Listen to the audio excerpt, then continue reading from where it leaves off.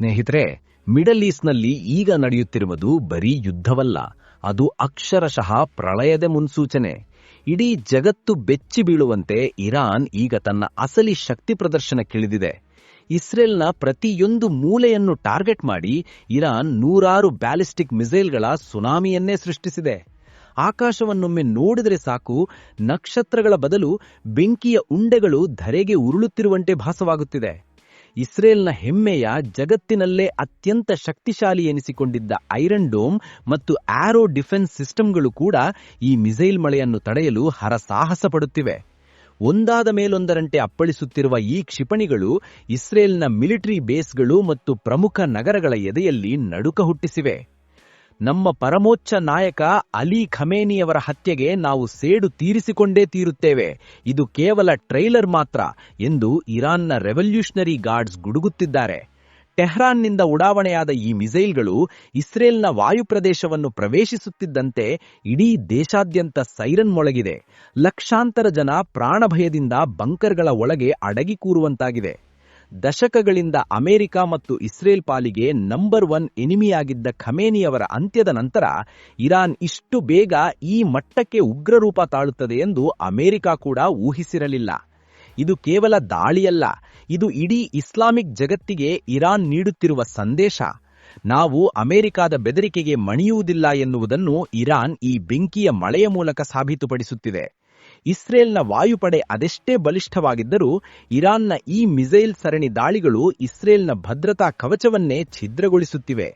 ಈ ಮಿಸೈಲ್ ದಾಳಿ ಈಗ ಮಿಡಲ್ ಈಸ್ಟ್ ಅನ್ನು ಸಂಪೂರ್ಣವಾಗಿ ಭಸ್ಮ ಮಾಡುತ್ತಾ, ಅಥವಾ ಇಸ್ರೇಲ್ ಇದರ ವಿರುದ್ಧ ಮಗದೊಂದು ಭೀಕರ ಸರ್ಜಿಕಲ್ ಸ್ಟ್ರೈಕ್ ನಡೆಸುತ್ತಾ, ಈ ರಣಕೌತುಕದ ಮುಂದಿನ ಕ್ಷಣಗಳೇ ಇಡೀ ಭೂಮಂಡಲದ ಭವಿಷ್ಯವನ್ನೇ ನಿರ್ಧರಿಸಲಿವೆ.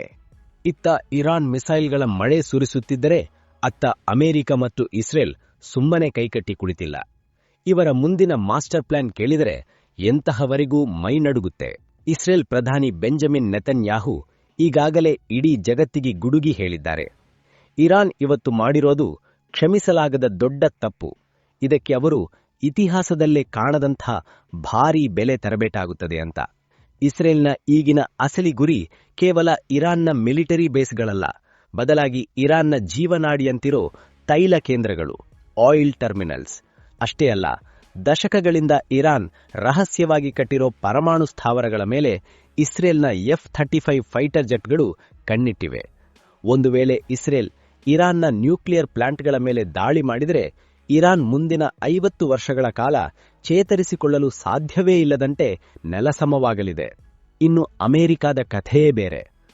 ಟ್ರಂಪ್ ಪಡೆ ಈಗಾಗಲೇ ಆಪರೇಷನ್ ಎಪಿಕ್ ಫ್ಯೂರಿಯನ್ನು ಭೀಕರ ಕಾರ್ಯಾಚರಣೆಗೆ ಚಾಲನೆ ನೀಡಿದೆ. ಇವರ ಪ್ಲಾನ್ ಕೇವಲ ದಾಳಿ ಮಾಡುವುದಲ್ಲ, ಬದಲಾಗಿ ಇರಾನ್ನಲ್ಲಿ ಈಗಿರೋ ಇಸ್ಲಾಮಿಕ್ ರೆಜಿಮನ್ನೇ ಕಿತ್ತೊಗೆದು ರೆಜಿಮ್ ಚೇಂಜ್ ಮಾಡುವುದು. ಅಮೆರಿಕದ ಗುಪ್ತಚರ ಸಂಸ್ಥೆಗಳು ಈಗಾಗಲೇ ಇರಾನ್ ಒಳಗಡೆ ಇರೋ ಅತೃಪ್ತ ಗುಂಪುಗಳ ಜೊತೆ ಕೈಜೋಡಿಸಿವೆ. ಇರಾನ್ನ ಅತಿದೊಡ್ಡ ಶಕ್ತಿ ಎನಿಸಿಕೊಂಡಿರೋ ಇಸ್ಲಾಮಿಕ್ ರೆವಲ್ಯೂಷನರಿ ಗಾರ್ಡ್ ಕಾರ್ಪ್ಸ್ನ ಪ್ರತಿಯೊಬ್ಬ ಕಮಾಂಡರನ್ನು ಪತ್ತೆ ಹಚ್ಚಿ ಹತ್ಯೆ ಮಾಡುವ ಹಿಟ್ ಲಿಸ್ಟ್ ಅಮೆರಿಕ ಕೈಯಲ್ಲಿದೆ. ಅಮೆರಿಕ ತನ್ನ ಬತ್ತಳಿಕೆಯಲ್ಲಿರೋ ಜಗತ್ತಿನ ಅತ್ಯಂತ ಘಾತಕ ಅಸ್ತ್ರಗಳನ್ನು ಹೊರತೆಗೆಯಲು ಸಜ್ಜಾಗಿದೆ. ನಾವು ಎಂತಹ ವೆಪನ್ ಬಳಸಲಿದ್ದೇವೆ ಅಂದ್ರೆ ಅದು ಇರಾನ್ನ ಊಹೆಗೂ ನಿಲುಕದಂಥದ್ದು ಅನ್ನೋ ಟ್ರಂಪ್ ಅವರ ಹೇಳಿಕೆ ಇಡೀ ಮಿಡ್ಲ್ ಈಸ್ಟ್ನಲ್ಲಿ ಸಂಚಲನ ಮೂಡಿಸಿದೆ. ಇದು ಕೇವಲ ಬಾರ್ಡರ್ ಯುದ್ಧವಲ್ಲ, ಇರಾನನ್ನು ಒಳಗಿನಿಂದಲೇ ಸೀಳಿ ಅಲ್ಲಿ ತಮ್ಮ ಕೈಗೊಂಬೆ ಸರ್ಕಾರವನ್ನು ಕೂರಿಸುವುದು ಅಮೆರಿಕದ ಅಸಲಿ ಗೇಮ್ ಪ್ಲಾನ್. ಈ ಯುದ್ಧವನ್ನು ಮೊದಲು ಮತ್ತು ಎರಡನೇ ಮಹಾಯುದ್ಧಕ್ಕಿಂತಲೂ ಭೀಕರವಾಗಿ ಎದುರಿಸಲು ಇಸ್ರೇಲ್ ಮತ್ತು ಅಮೆರಿಕ ಜಂಟಿಯಾಗಿ ಬ್ಲೂ ಪ್ರಿಂಟ್ ರೆಡಿ ಮಾಡಿಕೊಂಡಿವೆ. ಈ ಸಂಚು ಸಫಲವಾದರೆ ಇಡೀ ಇರಾನ್ ಭೂಪಟದಿಂದಲೇ ಮಾಯವಾದರೂ ಅಚ್ಚರಿಯಿಲ್ಲ. ಅಯಾತುಲ್ಲಾ ಅಲಿ ಖಮೇನಿ ಅವರ ಯುಗಾಂತ್ಯದ ನಂತರ ಇರಾನ್ನಲ್ಲಿ ಈಗ ಒಂದು ರೀತಿಯ ಅನಾಥ ಪ್ರಜ್ಞೆ ಕಾಡುತ್ತಿರಬಹುದು. ಆದರೆ ತೆರೆಯ ಮರೆಯಲ್ಲಿ ಆ ಪವರ್ಫುಲ್ ಕುರ್ಚಿಗಾಗಿ ನಡೀತಿರೋ ಲಾಬಿ ಮತ್ತು ಒಳಸಂಚುಗಳು ಮಾತ್ರ ಅಕ್ಷರಶಃ ಬೆಚ್ಚಿ ಬೀಳಿಸುವಂತಿವೆ. ಇರಾನ್ನ ಸುಪ್ರೀಂ ಲೀಡರ್ ಪಟ್ಟ ಅಂದರೆ ಅದು ಬರೀ ರಾಜಕೀಯ ಅಧಿಕಾರವಲ್ಲ, ಅದು ಕೋಟ್ಯಾಂತರ ಶಿಯಾಗಳ ಪಾಲಿನ ಪರಮೋಚ್ಚ ಧರ್ಮಗುರುವಿನ ಸ್ಥಾನ. ಸದ್ಯಕ್ಕೆ ಸಂವಿಧಾನದ ಪ್ರಕಾರ ಅಧ್ಯಕ್ಷ ಮಸೂದ್ ಪೆಜೆಶ್ಕಿಯಾನ್ ಮತ್ತು ನ್ಯಾಯಾಂಗ ಮುಖ್ಯಸ್ಥರನ್ನೊಳಗೊಂಡ ತಾತ್ಕಾಲಿಕ ಕೌನ್ಸಿಲ್ ದೇಶದ ಆಡಳಿತ ಯಂತ್ರ ನಿಂತು ಹೋಗದಂತೆ ನೋಡಿಕೊಳ್ಳುತ್ತಿದೆ ನಿಜ. ಆದರೆ ಅಸಲಿ ಗೇಮ್ ಪ್ಲಾನ್ ನಡೀತಿರೋದು ಅಸೆಂಬ್ಲಿ ಆಫ್ ಎಕ್ಸ್ಪರ್ಟ್ಸ್ ಎಂಬ 88 ಜನ ಹಿರಿಯ ಧರ್ಮಗುರುಗಳ ಸಭೆಯಲ್ಲಿ. ಇವರೇ ರಹಸ್ಯವಾಗಿ ಚರ್ಚಿಸಿ ಇರಾನ್ನ ಮುಂದಿನ ಭವಿಷ್ಯವನ್ನ ಬರೆಯೋ ನಾಯಕನನ್ನು ಆರಿಸಬೇಕು. ಆದರೆ ಈ ಪ್ರಕ್ರಿಯೆ ಕಾಣುವಷ್ಟು ಸುಲಭವಿಲ್ಲ. ಯಾಕಂದ್ರೆ ಇಲ್ಲಿ ಧರ್ಮಕ್ಕಿಂತ ಹೆಚ್ಚಾಗಿ ಸೇನೆಯ ಪ್ರಭಾವ ಕೆಲಸ ಮಾಡ್ತಿದೆ. ಈಗ ಇಡೀ ಜಗತ್ತಿನ ಕಣ್ಣು ಬಿದ್ದಿರೋದು ಖಮೇನಿ ಅವರ ಎರಡನೇ ಮಗ ಮುಜ್ತಬಾ ಖಮೇನಿ ಅವರ ಮೇಲೆ. ಈತ ಕಳೆದ 1 ದಶಕದಿಂದ ಇರಾನ್ನ ಶ್ಯಾಡೋ ಲೀಡರ್ ಅಥವಾ ತೆರೆಯ ಹಿಂದಿನ ಅಸಲಿ ಶಕ್ತಿಯಾಗಿ ಕೆಲಸ ಮಾಡುತ್ತಿದ್ದವನು. ಅಧಿಕೃತವಾಗಿ ಯಾವುದೇ ದೊಡ್ಡ ಹುದ್ದೆಯಲ್ಲಿಲ್ಲದಿದ್ದರೂ ಇಡೀ ಆಡಳಿತ ಮತ್ತು ಐಆರ್ಜಿಸಿ ಮೇಲೆ ಈತನಿಗೆ ಗಾಢವಾದ ಹಿಡಿತವಿದೆ. ಆದರೆ ಮುಜ್ತಬಾ ಹಾದಿಗೆ ದೊಡ್ಡ ಮುಳ್ಳಾಗಿ ನಿಂತಿರೋದು ಇರಾನ್ನ ಐತಿಹಾಸಿಕ ಕ್ರಾಂತಿಯ ಸಿದ್ಧಾಂತ. 1979ರಲ್ಲಿ ರಾಜಪ್ರಭುತ್ವದ ವಿರುದ್ಧ ಹೋರಾಡಿ ಅಧಿಕಾರಕ್ಕೆ ಬಂದ ಇರಾನ್ನಲ್ಲಿ ಈಗ ಮತ್ತೆ ಅಪ್ಪನ ನಂತರ ಮಗನೇ ಲೀಡರ್ ಆದರೆ ಅದು ವಂಶಪಾರಂಪರ್ಯ ಆಡಳಿತವಾಗಲ್ವಾ ಅನ್ನೋ ಆಕ್ರೋಶ ಜನರಲ್ಲಿದೆ. ಜತೆಗೆ ಮುಜ್ತಬಾ ಮೇಲೆ ಭ್ರಷ್ಟಾಚಾರದ ಗಂಭೀರ ಆರೋಪಗಳಿವೆ. ಲಂಡನ್ನಂತಹ ನಗರಗಳಲ್ಲಿ ಈತ ಕೋಟ್ಯಾಂತರ ರೂಪಾಯಿ ಆಸ್ತಿ ಮಾಡಿದ್ದಾನೆ ಅನ್ನೋ ಸಿಟ್ಟು ಇರಾನ್ ಜನರಲ್ಲಿ ಜ್ವಾಲಾಮುಖಿಯಂತೆ ಕುದಿಯುತ್ತಿದೆ. ಇನ್ನು ಇವರ ಜೊತೆಗೆ ಅಲಿವೇಜಾ ಅರಾಫಿ ಎಂಬ ಸಂಪ್ರದಾಯವಾದಿ ನಾಯಕ ಮತ್ತು ಸಾದಿದೆ ಲಾರಿ ಜಾನಿಯಂತಹ ರಾಜಕೀಯ ಅನುಭವಿಗಳು ಕೂಡ ಕುರ್ಚಿಗಾಗಿ ಕಾದು ಕುಳಿತಿದ್ದಾರೆ.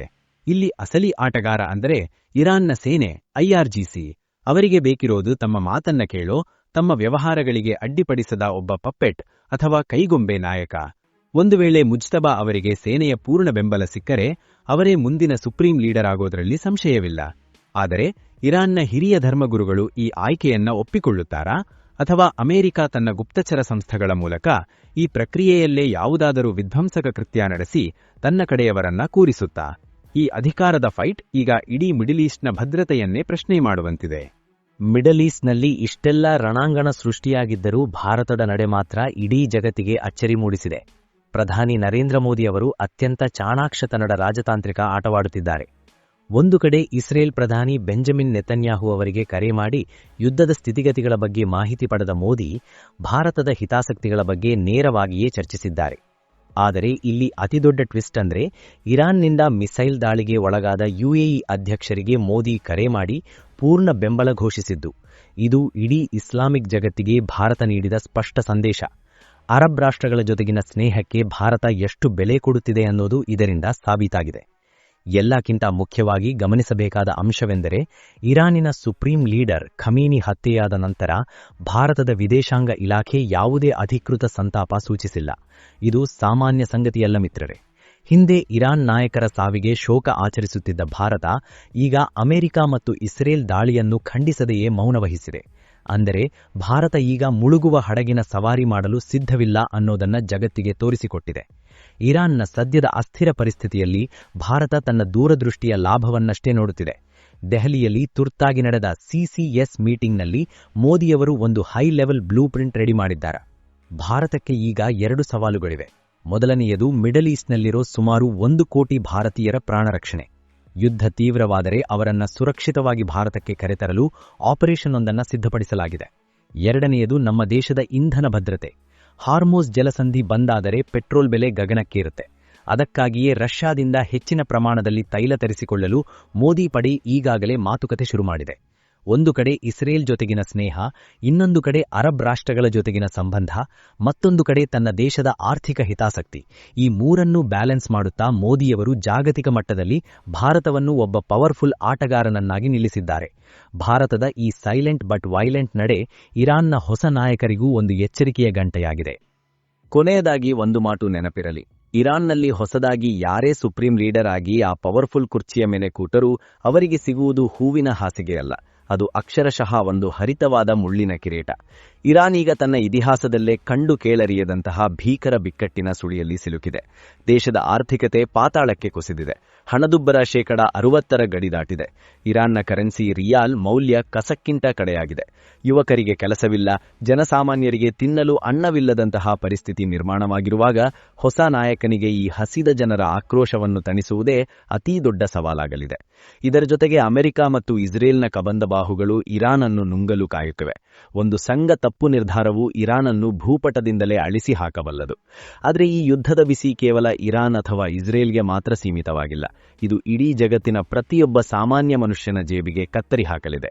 ಜಗತ್ತಿನ ಒಟ್ಟು ತೈಲ ವ್ಯಾಪಾರದ 20% ಭಾಗ ಹಾದು ಹೋಗುವ ಹಾರ್ಮೋಸ್ ಜಲಸಂಧಿ ಈಗ ರಣರಂಗವಾಗಿ ಬದಲಾಗಿದೆ. ಒಂದು ವೇಳೆ ಇರಾನ್ ಈ ಸಮುದ್ರ ಮಾರ್ಗವನ್ನು ಸಂಪೂರ್ಣವಾಗಿ ಬಂದ್ ಮಾಡಿದರೆ ಜಗತ್ತಿನಾದ್ಯಂತ ಕಚ್ಚಾ ತೈಲದ ಬೆಲೆ ಪ್ರತಿ ಬ್ಯಾರೆಲ್ಗೆ $120 ದಾಟುವುದರಲ್ಲಿ ಸಂಶಯವೇ ಇಲ್ಲ. ಇದರ ನೇರ ಪರಿಣಾಮ ಭಾರತದ ಮೇಲೂ ಆಗಲಿದೆ. ಪೆಟ್ರೋಲ್ ಡೀಸೆಲ್ ಬೆಲೆ ಏರಿಕೆಯಾಗಿ ದಿನಬಳಕೆಯ ವಸ್ತುಗಳ ಬೆಲೆ ಗಗನಕ್ಕೇರಲಿದೆ. ಇತ್ತ ಇರಾನ್ ಸಾಕಿದ್ದ ಹೆಜ್ಬುಲ್ಲಾ, ಮಹೂತಿ ಮತ್ತು ಹಮಾಸ್ನಂತಹ ಪ್ರಾಕ್ಸಿ ಸಂಘಟನೆಗಳು ಈಗ ಅನಾಥವಾಗುವ ಭೀತಿಯಲ್ಲಿವೆ. ಅಮೆರಿಕದ ಪರವಾದ ನಾಯಕ ಏನಾದರೂ ಅಧಿಕಾರಕ್ಕೆ ಬಂದುಬಿಟ್ಟರೆ ಈ ಉಗ್ರ ಸಂಘಟನೆಗಳು ಇನ್ನಷ್ಟು ಹಿಂಸಾಚಾರಕ್ಕೆ ಇಳಿಯುವ ಸಾಧ್ಯತೆ ಇದೆ. ಮುಂದಿರುವ ದಾರಿ ಅತ್ಯಂತ ಭಯಾನಕವಾಗಿದೆ. ಇರಾನ್ ಒಂದು ಧಾರ್ಮಿಕ ರಾಷ್ಟ್ರವಾಗಿ ಉಳಿಯುತ್ತಾ ಅಥವಾ ಸಂಪೂರ್ಣವಾಗಿ ಮಿಲಿಟರಿ ಆಡಳಿತಕ್ಕೆ ಶರಣಾಗುತ್ತಾ? ಅಮೆರಿಕ ತನ್ನ ಪ್ಲಾನ್ ಪ್ರಕಾರ ಇರಾನ್ನಲ್ಲಿ ರೆಜಿಮ್ ಚೇಂಜ್ ಮಾಡುವಲ್ಲಿ ಯಶಸ್ವಿಯಾಗುತ್ತಾ ಅಥವಾ ಇರಾನ್ ತನ್ನ ಮಿಸೈಲ್ ಶಕ್ತಿಯಿಂದ ಇಸ್ರೇಲ್ ಅನ್ನು ಇನ್ನಷ್ಟು ಇಕ್ಕಟ್ಟಿಗೆ ಸಿಲುಕಿಸುತ್ತಾ?